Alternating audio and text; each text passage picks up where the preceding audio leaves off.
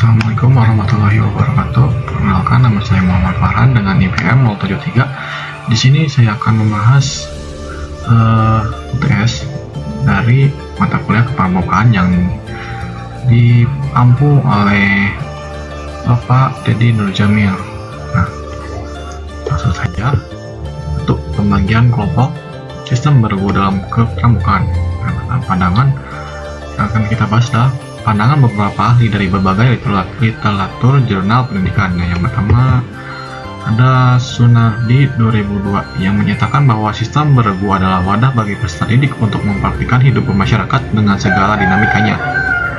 Andri Bob Sunardi pada tahun 2016 mendefinisikan pembagian kelompok sebagai strategi pengelompokan peserta didik agar pembinaan dapat dilakukan secara efektif dan terarah.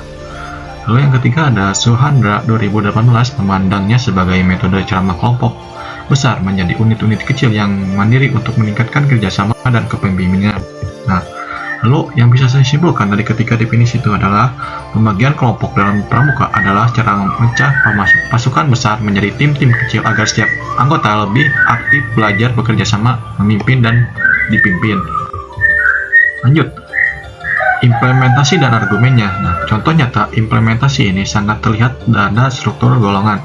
Di tingkat siaga SD, kelompok kecil disebut barung yang beranggotakan 6-8 orang.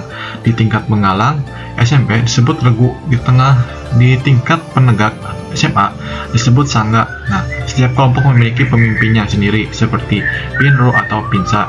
Nah, menurut saya pembagian kelompok ini sangat penting dan menjadi urat nadi kepramukaan. Argumen utamanya adalah karakter kepemimpinan tidak bisa diajarkan hanya lewat teori di kelas, melainkan harus dipraktikkan dengan berada di kelompok kecil. Setiap anak terpaksa secara positif untuk mengambil peran, berani berpendapat, dan belajar toleransi tanpa sistem beregu. Pramuka hanya akan menjadi kerumunan massa tanpa ikatan emosional. Lanjut. Pembahasan nomor 2, esensi asas dan lambang dalam gerakan pramuka. Pandangan beberapa ahli dari berbagai literatur jurnal pendidikan. Nah, yang pertama ada menurut Soenarjo Atmodiporwo, memaknai tunas kelapa atau nyiur sebagai simbol bahwa setiap anggota pramuka adalah tunas bangsa yang menjadi inti dari keberlangsungan hidup negara. Yang kedua, menurut Abibas 2015, dalam jurnalnya menyebutkan lambang sebagai tanda kebesaran sekaligus kiasan dasar yang membedakan pramuka dengan organisasi lainnya. Nah, yang ketiga, menurut Darmawan 2020 mendefinisikan lambang sebagai identitas visual yang mengandung nilai filosofis pendidikan karakter yang dalam. Nah, kesimpulan yang dari tiga definisi itu adalah lambang pramuka atau tunas kelapa adalah gambar identitas yang memiliki makna bahwa seorang pramuka harus bisa berguna di mana saja dalam kondisi apa saja, persis seperti pohon kelapa yang semua bagiannya bermanfaat. Lalu selanjutnya ada asas hubungan dan argumen. Nah, asas gerakan pramuka di Indonesia adalah Pancasila. Asas dan lambang ini menjadi bagian esensial karena keduanya adalah kompas atau dari organisasi. Pancasila memberikan arah moral dan kebangsaan, sementara lambang tunas kelapa memberikan identitas visual yang membanggakan. Nah, hubungan keduanya dengan nilai gerakannya sangat erat. Pramuka ingin mencetak manusia yang bertakwa, cinta tanah air, dan mandiri. Nilai asas Pancasila. Nah, serta ulet serbaguna dan mampu beradaptasi yang menjadi nilai lambang kelapa. Keduanya bersatu membentuk karakter ideal seorang pandu Indonesia. Nah, yang ketiga adalah fungsi dan peran kepramukaan dalam pendidikan bangsa. Nah, dalam pandangan berbagai ahli dari berbagai literatur pendidikan ada yang pertama itu menurut Undang-Undang Dasar Nomor 12 Tahun 2010 tentang Gerakan Pramuka mendefinisikan fungsinya sebagai wadah proses pendidikan non-formal yang diselenggarakan di luar lingkungan sekolah dan keluarga.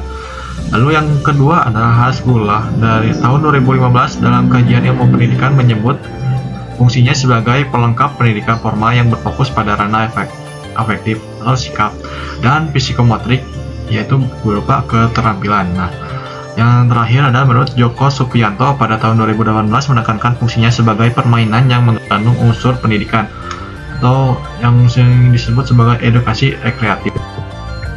Nah, kesimpulan dari ketiga definisi itu adalah fungsi kepramukaan adalah kegiatan belajar yang dibungkus dengan permainan menyenangkan di luar jam sekolah bertujuan untuk membangun watak dan keterampilan hidup. Lalu selanjutnya ada peran, argumen, dan saran di era digital. Peran kepramukaan sangat vital sebagai benteng karakter bangsa. Di saat sekolah formal sibuk mengejar nilai akademik, pramuka hadir mengisi ruang kosong untuk mengajarkan bertahan hidup, etika, dan empati. Namun di era digital, pramuka menghadapi tantangan disrupsi. Nah, menurut saya, pramuka akan ditinggalkan generasi muda jika pendekatannya masih kuno. Nah, saran yang bisa saya berikan adalah pramuka harus beradaptasi dengan meluncurkan kegiatan seperti cyber scouting. Lalu dengan itu kita bisa menetapkan pencarian jejak atau white jam yang berbasis GPS atau augmented reality atau yang sering dikenal sebagai AR. Dan menggunakan sandi berbasis coding atau stereotografi dasar dan memperbanyak kampanye literasi digital anti hoax sebagai bagian dari pengamalan dasar dharma. Nah, yang keempat adalah prinsip dasar, metode, dan sistem Among. Nah, menurut pandangan berbagai ahli dan berbagai lektor dalam pendidikan. Yang pertama adalah menurut Ki Hajar Dewantara, yaitu pencetusnya, mengartikan sistem Among sebagai pendidikan yang berjiwa berkeluargaan dengan semboyan ing ngorso sung tulodo ing mojo mangon karso tuturi handayani. Nah, lalu yang kedua adalah menurut Sucipto tahun 2019 mendefinisikan sistem Among sebagai metode yang memberikan kebebasan kepada anak didik untuk bergerak menurut kemampuannya, namun tetap diawasi secara damai. Nah, yang ketiga, menurut Marzuki pada tahun 2017 menyebut sebagai pendekatan kasih sayang dengan kepramukaan yang menjauhkan unsur paksaan atau militeristik. Kesimpulan dari ketiga definisi itu adalah sistem Among adalah cara mendidik seperti seorang kakak kepada adiknya yang memberi contoh saat di depan, menyemangati saat di tengah, dan mengawasi serta mendorong dari belakang. Lalu ada uraian prinsip dan metode. Nah, prinsip dasar kepramukaan atau yang disingkat PDK adalah rukun imannya pramuka, meliputi iman kepada Tuhan, peduli bangsa dan lingkungan, peduli pada diri sendiri, dan taat kode kehormatan. Sementara metode kepramukaan yang disingkat MK adalah cara belajarnya seperti belajar sambil melakukan atau learning by doing, sistem beregu, kegiatan di alam terbuka, dan tanda kecakapan. Dan argumen dan saran memahami PDK, MK, dan sistem Among adalah harga mati. Banyak kegiatan pramuka yang melenceng menjadi ajang perpelancongan karena pembinanya gagal memahami sistem Among. Nah, saran saya, evaluasi dan pelatihan untuk pembina KMD atau KML harus diperketat. Pembina harus diposisikan bukan sebagai komandan yang suka berteriak, melainkan sebagai fasilitator yang mengayomi. Lalu yang terakhir adalah soal kelima, yaitu ada organisasi gerakan pramuka dan ADART. Nah, pandangan berbagai ahli dari berbagai literatur jurnal pendidikan. Yang pertama, menurut Ridwan 2018 mendefinisikan ART sebagai landasan operasional dan konstitusi tinggi yang menjadi hukum dasar suatu organisasi. Yang kedua, menurut Suryadi 2019 mengartikannya sebagai aturan main tertulis yang mengikat seluruh pengurus dan anggota agar roda organisasi berjalan saja searah.